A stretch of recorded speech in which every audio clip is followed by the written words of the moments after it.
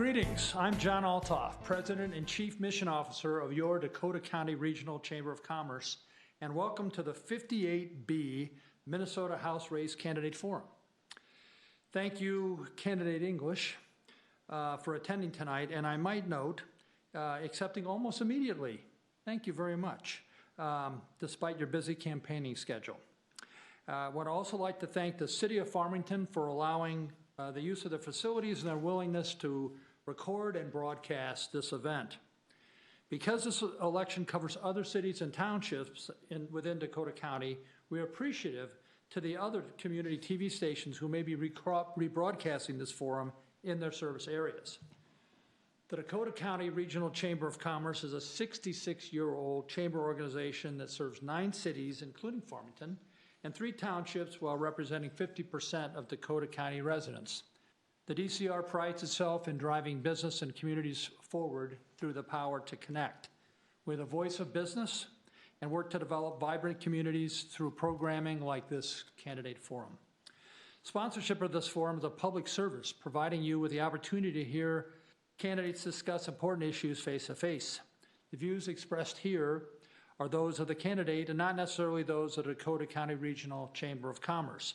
Sponsorship of this forum is not an endorsement by the Chamber. The DCR Chamber does not endorse candidates. We'll start with the candidate forum today with opening statements. Candidate English will be questioned alone because his opponent was unable to attend. He will be given 3 minutes for the opening statement and 3 minutes for the closing statement. The candidate English will have 90 seconds to respond to the questions. And please note that our timekeeper, who has a yellow 15-second sign, will be alerting you at 15 seconds to complete your response. There's also the stop sign that indicates that it's time for you to conclude your sentence. Many of the questions this evening were submitted to the Chamber by email. They were reviewed by committee of the DCR Public Affairs Committee members and edited for clarity. In addition, this committee developed some questions based on topics of interest they identified within the community. Because of time constraints, we're not able to ask all the questions that were submitted. The forum will conclude in about 30 to 45 minutes. So let's begin with your opening statement, Candidate English. Okay. Good evening. My name is Ian English, and I'm running for state representative here in District 58B. I'd like to thank the Dakota County Regional Chamber of Commerce for providing this forum and this opportunity to voters. I think it's an incredibly important service for voters to be able to hear from those who seek the privilege of representing this community. I think it's extremely unfortunate that my opponent was not willing to be here tonight to take serious questions and present his views on how he approaches public service. I think there's a clear reason he was not willing to come here this evening and answer questions about his background and his policy positions. Voters can make that determination on their own. I am here tonight because I value being responsive to the community and transparent with voters about where I stand on the issues. I'm also proud of my track record of service to our country and our community. My background is in public service and public safety. After graduating from Eden Prairie High School, I attended Minnesota State University in Mankato, where I would eventually graduate with a degree in law enforcement and political science. My sophomore year of college, I enlisted in the U.S. Army Reserve as a military policeman, and I mobilized one time to Guantanamo Bay, Cuba in 2015. After graduating from college, I worked as a public safety officer for the Mayo Clinic, and then as a public safety supervisor at Northfield Hospital. Working in the hospital setting inspired my passion in healthcare, and I returned to school during the pandemic to get a degree in nursing. I've worked for the last 2 years in the emergency room as a nurse, and I love the work that I do in our community every single day. My drive to enter politics comes from my frustration with politics at every level. Things just aren't working for the average person. And I know how frustrating it is to see your paycheck get smaller while your expenses for everyday things like food, healthcare, and housing continue to go up. And people are rightly frustrated with the division they see at the Capitol and the gamesmanship with the games that are being played. And we are really hurting. A lot of serious issues aren't being addressed by either side. And so we need to get back to working together again on the bread and butter issues that really affect quality of life in our communities. And I do mean working together, because neither party has a monopoly on good ideas. You'll hear tonight that I have a variety of policy positions across the political spectrum, But above all, what I feel like is most important in politics is problem solving. I appreciate the opportunity to come here tonight, and I look forward to answering questions about how I plan to serve this community. Thank you, candidate English. And the first question is, what particular areas of public policy are you personally passionate about? Yeah, thank you for the question. My background is in public safety and healthcare, and so those are the things that I really do have a lot of passion for. Making sure that our law enforcement agencies and our first responders are supported. I work with police and firefighters, EMTs, every single day in the ER. As a military police officer, as someone with a degree in law enforcement and a background in public safety, I understand what that industry needs to be able to do their jobs safely. And because of that, the endorsements I can share from groups that work in public safety. My campaign has been endorsed by Minnesota Police and Peace Officers Association, Minnesota Professional Firefighters Association, and in terms of healthcare is something I'm really passionate about. It's what I work with every day. I see the struggles for patients when they can't get access to care, they can't get affordable care, and that's something that really frustrates me.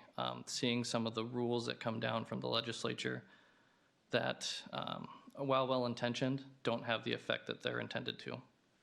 And so that places a burden on our healthcare systems.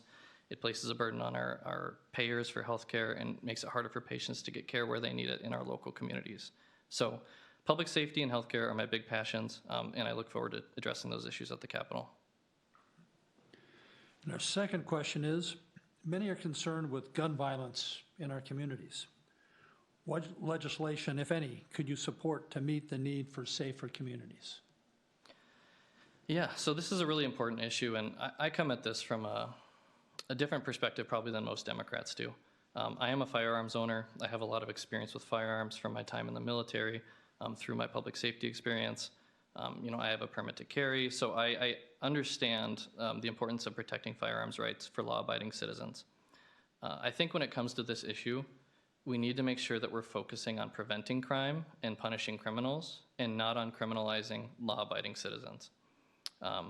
We need to be giving law enforcement the tools and the equipment and the resources they need to safely respond to these events, so when there is a shooting, they can go in and intervene quickly and safely. And we need, I think, stiffer sentencing guidelines for firearms-related crimes. So, and we see this a lot in the cities, is issues with robbery and carjacking, with repeat offenders, where folks are committing these crimes with firearms and are being booked and then are back on the streets in a very short amount of time, reoffending. And so making sure those people aren't getting released and put back on the streets, making sure that we're supporting law enforcement, giving them the resources they need to address that, those are approaches I would take. And the third question is, a recent survey indicated that 1/3 of Minnesotans are not fully confident in our election process and results. As a member of the legislature, what measures, if any, would you support to reinforce or ensure voter confidence in our elections? Yeah, I think this is a really important question because to make sure that our communities work, we need to make sure that we have faith in our elections. And there have been a lot of questions over the last few years on election security, and it's worth making sure that they are secure. I think, you can go on the Secretary of State site, and there are a number of checks there that they do, whether it comes to removing voters from the rolls who are deceased or removing voters who haven't voted an extended period of time, making sure folks, when they register to vote, have a driver's license number or a social security number and checking that against state registries. There are a number of checks in place.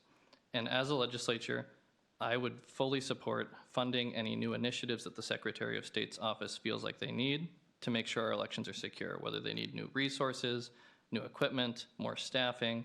I fully support giving the Secretary of State whatever they need to ensure our elections are fair and secure.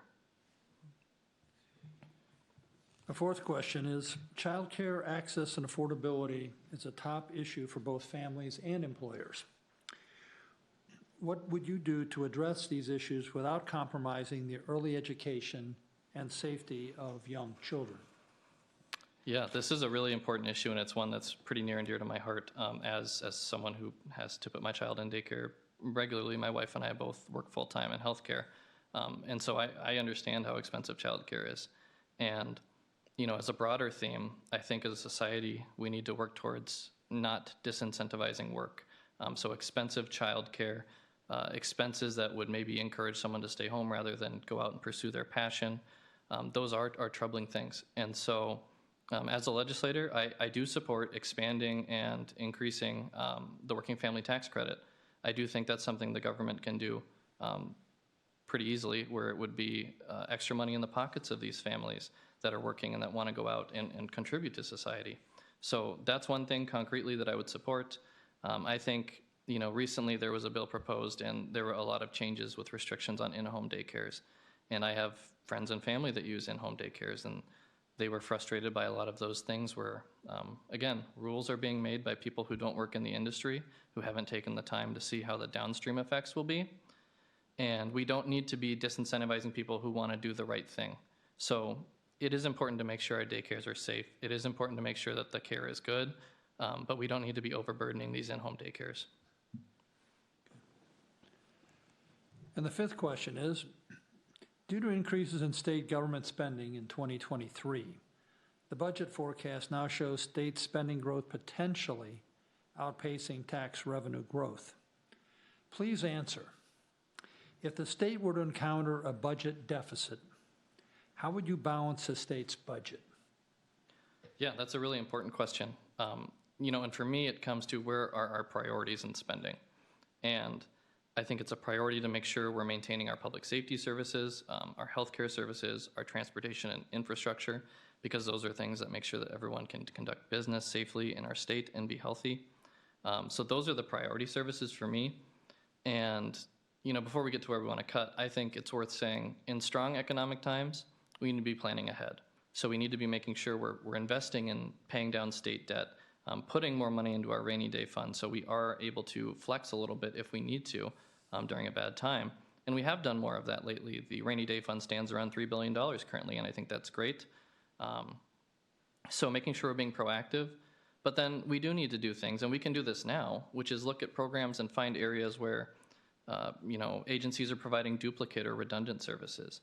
Things where, the extra staffing, the administrative overhead of having 2 or 3 agencies provide the same service to taxpayers, I think is something that needs to be cleaned up. And so working on that is the first line of cuts I would support looking into. Thank you. Our sixth question. The Minnesota corporate tax rate of 9.8% has been identified as the second highest corporate tax rate in the nation. Do you support or oppose reduction of the corporate rate? Yeah, I think that's, it's a question worth looking at. I'm more interested in the overall economic climate. So I do want to make sure that our state has a welcoming environment for business. And if the high tax rate is pushing out businesses, that is something that needs to be addressed. Because we are in a good spot with our budget right now. And so I want to make sure we're not disincentivizing businesses from coming into our community. But again, right now we have a pretty healthy business climate. And so I think corporations that are making a lot of money, having record profit margins, do need to pay their fair share in taxes and do need to contribute to society just like every working person does as well. Okay.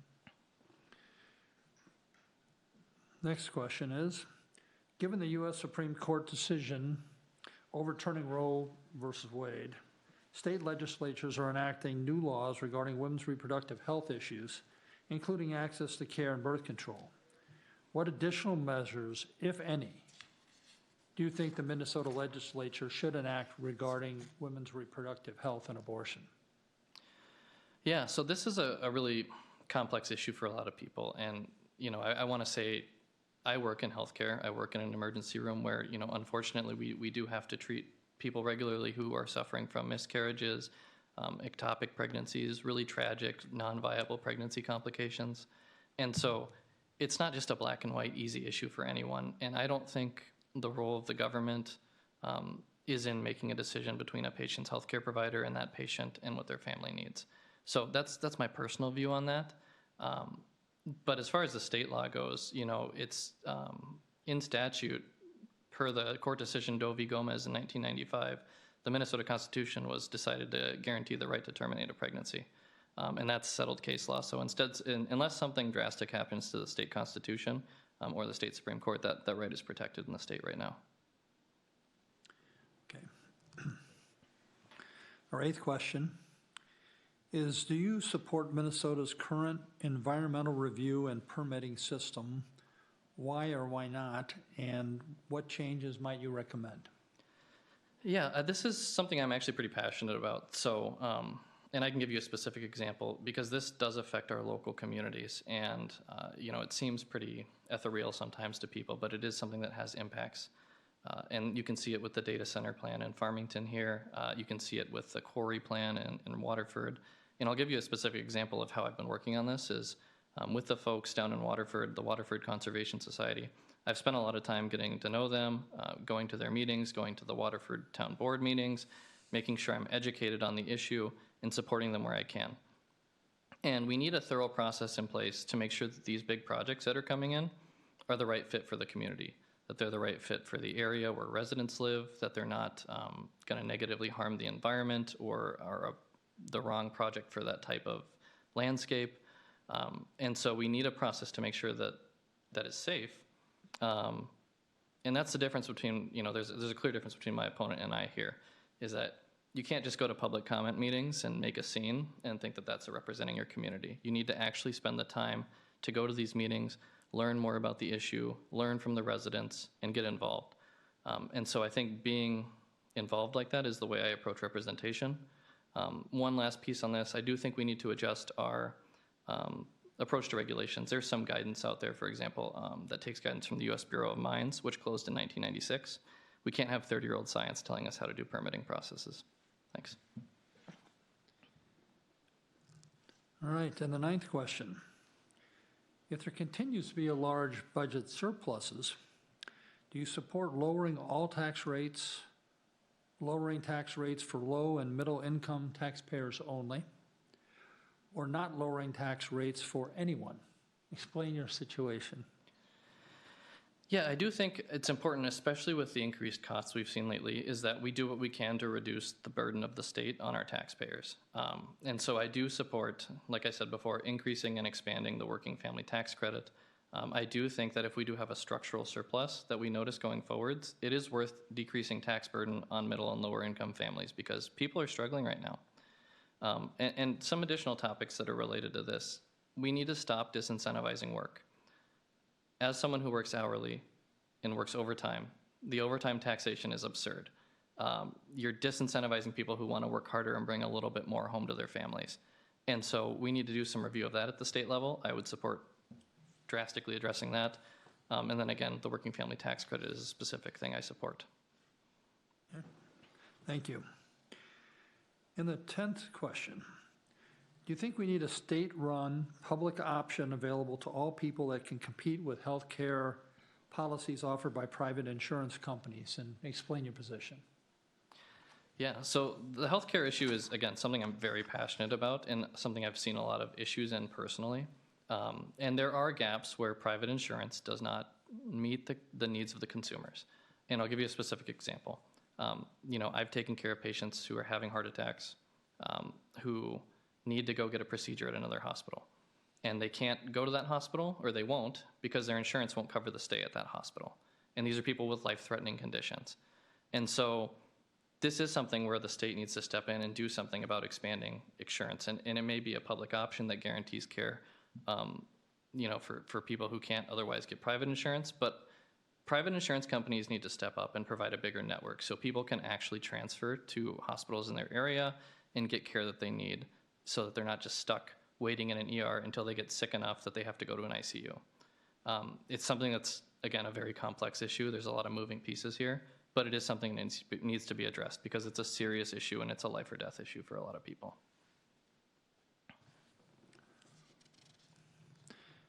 All right, and the 11th question. The Minnesota legislature passed a law requiring use of electricity from carbon-free sources by 2040. Do you feel that this is achievable, yes or no? And should we move forward even if affordability and or reliability may be compromised? Yeah, I think, is it achievable? Anything is achievable if you put enough resources into it. But I do think the hard stop deadlines on some of these rules and these mandates coming down are not necessarily realistic. And I think when it comes to environmental policy, we need to move in a way that is affordable, that is realistic, and partnering with the private sector, finding out what they need in order to get us there, because it is worth making the investment, right? Climate change is real, it is affecting things, and we need to address it, but it needs to be done in a way that works economically. We can't do things that don't make sense. A lot of the individual things with this, right? You have everyday Minnesotans who can't afford an electric car, who can't afford to put solar panels on their house, right? I get that. The state needs to make sure that we are not putting out mandates and not putting restrictions on folks that they can't afford. It's just not realistic. So the state needs to do a better job of listening. The legislature needs to do a better job of listening and partnering with the private sector on this. Thank you. And the 12th and final question, hasn't this gone fast? Yeah. Is what should be the legislature's role, if any, in determining school curriculum and what is being taught in classrooms throughout the state? Yeah, so this is something that's really important too. And the state sets standards for graduation, right? And we need to have standards for our graduation for our students. You know, any job, any career field you go into, there are competencies you have to meet. And so we do need to have clear guidelines for what students need to be considered competent. But I think the state guidelines should be clear and allow for local flexibility. Local districts know what their students need. And students in Farmington don't need the same thing as students in Brainerd, who don't need the same thing as students in Minneapolis, right? It's not a one-size-fits-all solution. That just doesn't make sense. So we need to make sure our local districts are supported with the resources they need. And something that's frustrated me with the recent education bills is some of the mandates and the restrictions that come with the funding. And you can see that with our local referendum here in Farmington. You know, we say education's fully funded, and yet we still need to double or drastically increase our tax base here because our local school district can't afford, even after numerous budget cuts, their budget because of state and federal restrictions and mandates. So again, something where it's, you know, it's worth funding education because it does matter. Education is incredibly important, giving people a chance to compete in the career field that they want, but we need to do it in a way that makes sense and that we're supporting our local districts. And the state needs to step up. We can't be just saddling local districts with these huge property tax increases because that's just not sustainable. And that brings us to our closing statement. Candidate English, you will have 3 minutes. Okay. I'd like to thank the Dakota County Regional Chamber of Commerce again for hosting this forum and providing voters with the opportunity to hear from us who want to represent them. I want to thank everyone who's taken the time to watch this forum tonight and learn more about this election. Again, I think it's very disappointing that my opponent was not willing to be here to give voters the opportunity to hear from him about his background and his policy ideas. Voters deserve to know who their elected officials are and what they stand for. I have spent most of my life serving the public in the military, in public safety, and now in emergency medicine. And I understand firsthand what it means to give your time, effort, and sweat in service to others. I understand the problems that Minnesotans face every day, and I understand that neither party has all the answers. I'm committed to building partnerships and working with others to find real answers to our common problems. It is plain to see from my background that I will take this role seriously and do my best to honorably represent this community. And I want to say thank you. Thank you to this community. Thank you to my friends, the neighbors, the volunteers who have supported me along this journey. Thank you to my incredible wife, who has been my rock and supported me through this effort, despite all the stress and attention this has brought to our family. The encouragement and support from everyone has been so incredible, and it makes me proud to be part of this great community. It's just another one of the many reasons my family is proud to call Farmington our home. Thank you for your time this evening. I'd be honored to have your vote in November and to represent you at the Capitol. Thank you. The Dakota County Regional Chamber of Commerce would like to thank everyone for participating in our forum, the City of Farmington for their services and wonderful public space.